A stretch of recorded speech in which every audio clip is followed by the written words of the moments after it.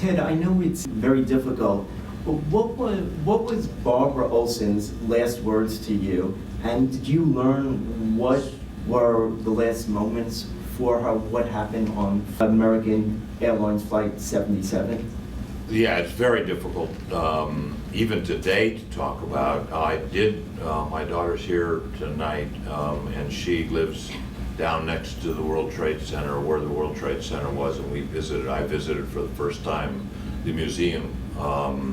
And for anyone in America to relive even this many years later, the pictures and the thoughts and the horror of 9/11, what happened in New York and what happened in Pennsylvania, what happened in Washington and the Pentagon, is very, very difficult. The magnitude of it seems to have dissipated a little bit because time does that for us.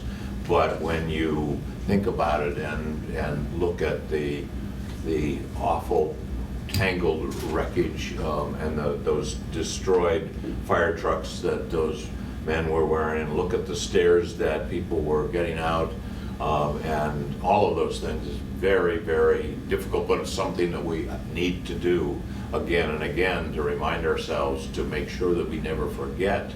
Barbara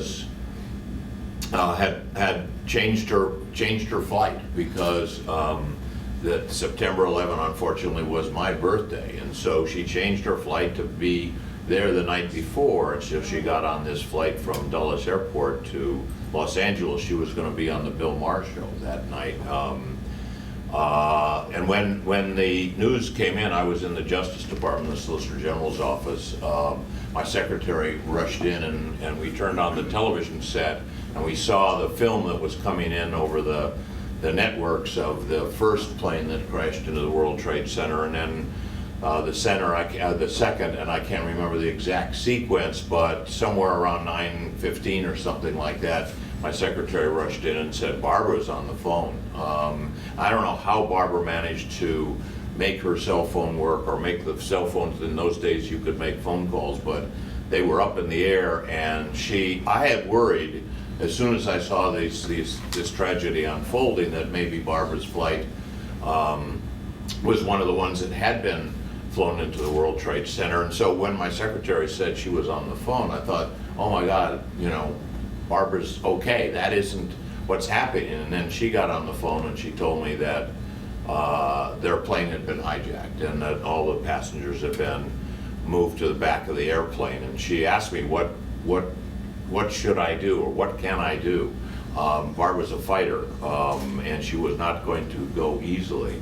And I asked her a little bit about what she sensed of where that airplane was and where it was going.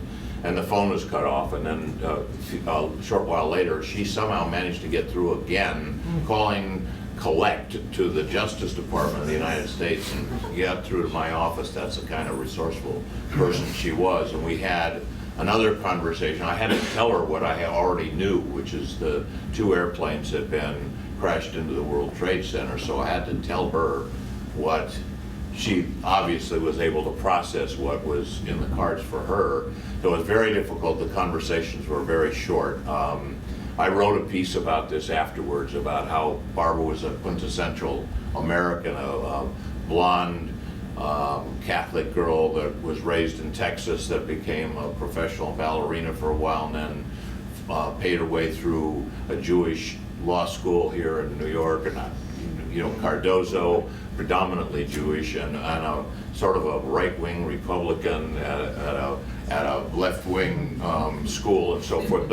And she had become a best-selling author and a commentator and that sort of thing. She was a quintessential American, taking advantage of the opportunities. When I said right-wing, I don't really mean that, but she thought dogmatic or opinionated. She thought opinionated was a good thing, to have opinions and that sort of thing. So to see her picture there, as I did this morning, along with the pictures of all the other Americans, just brings it back home again of what this nation had suffered. And we're reading the papers every single day now, and we know that the same kind of thinking that resulted in what happened on September 11 is still out there. We're still very much at risk.